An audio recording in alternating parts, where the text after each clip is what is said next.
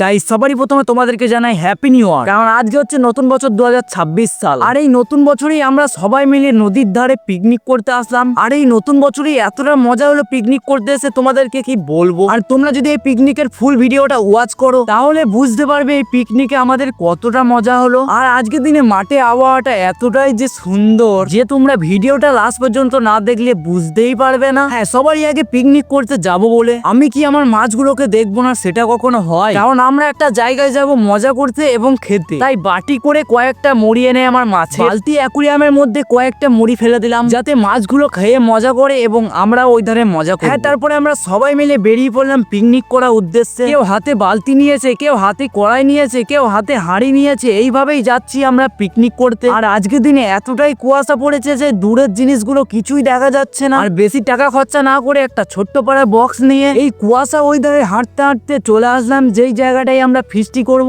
ওই লোকেশনে। তারপরে এইখানে বালতিটা নামিয়ে, আর তোমরা খালি একবার দেখো আমরা যেই জায়গাটায় পিকনিক করব ওই লোকেশনটা একবার কত সুন্দর দেখো। আর এরা তো ড্যান্স করতে শুরু করে দিয়েছে এত সুন্দর জায়গা দেখে। আর এই ইট নিয়ে যাচ্ছে আঁকা বানানোর জন্য, আর এই ধারে আঁকা বানানোর জন্য মাটি খোঁড়া শুরু করে দিয়েছে। আর ব্যাগের মধ্যে এই মুরগিগুলো অনেকটাই লাফালাফি করেছিল, তাই এরা দড়ি দিয়ে ভালো করে পা গুলো বেঁধে দিল মুরগির। আর এরা আঁকা বানানোর পর দেখে নিল হাঁড়িটা ভালোভাবে বসছে কিনা। চারিদিকে গরম হাওয়া। আর আমরা এখন যাব গোয়া, এই ডায়লগটা ক্যার বলো তো। যাই হোক, এরা এখন ইট বয়ে যাচ্ছে আঁকাটা বানানোর জন্য, কারণ আঁকাটা এখন ঠিক মতো সেটিংই হয়নি। আর আঁকাটা ভালোভাবে তৈরি হয়ে গেছে বলে এরা কেমন ভাবে ড্যান্স করতে শুরু করে দিয়েছে দেখো। তারপরে কয়েকজন গাছ এবং ডাল ভেঙে নিয়ে চলে আসছে ভেড়ির পাড়ে। ওই দূরে থেকে আবারও গাছ ভেঙে নিয়ে চলে আসছে জাল দোবার করার জন্য। তারপরে দুইজন যে জায়গাটায় পিকনিক করব ওই জায়গাটাকে ভালোভাবে ছাপ করে নিল। আর দুইজন জাল দোবার করার জন্য সব গাছগুলো কাটতে লাগলো। আর আমরা কয়েকজন সব হাঁড়ি কড়াই ধুতে চলে গেলাম। আর ধোয়া কমপ্লিট করে এসে দেখলাম দুপুর বেলাকার জল খাবারটা খাওয়ার জন্য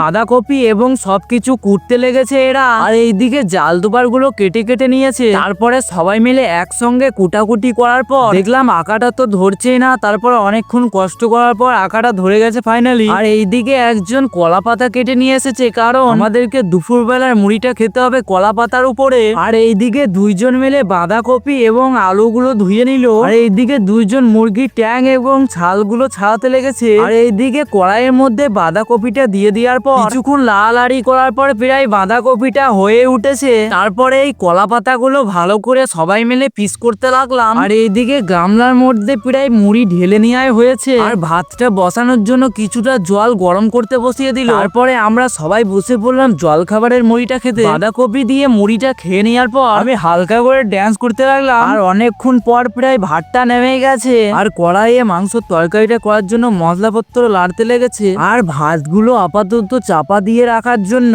এরা অনেকগুলো কলা পাতা কেটে নিয়ে চলে এসেছে। আর এই ধারে মাংসের তরকারিটা রাঁধা শুরু করে দিয়েছে। আর এই ধারে এসে দেখলাম একদম ফাটাফাটি ড্যান্স করতে শুরু করে দিয়েছে। তারপরে আমি এবং সবাই মিলে চান করে নেওয়ার পর পিকনিকের জায়গাটা যাওয়ার পর দেখলাম এরা সবাই বসে পড়েছে খাবার খাওয়ার জন্য। তারপরে আমিও শুধু বসে পড়লাম। আর এই ধারে এরা পাতাও দিয়ে দিল। আর সবারই প্রথমে দিল ফুলকপি ভাজা, তারপরে ভাত এবং ভাতের উপরে মাংসের ঝোল দিয়ে দিল। এবার সব খেতে শুরু করে দিয়েছে, তাই তোমাদের সঙ্গে খেয়ে দেখা হচ্ছে। আর ফাইনালি আমার খাওয়া দাওয়া কমপ্লিট হয়ে গেছে। আজকের মতো ব্লগটা এইটুকুই থাকলো। Bye bye everyone.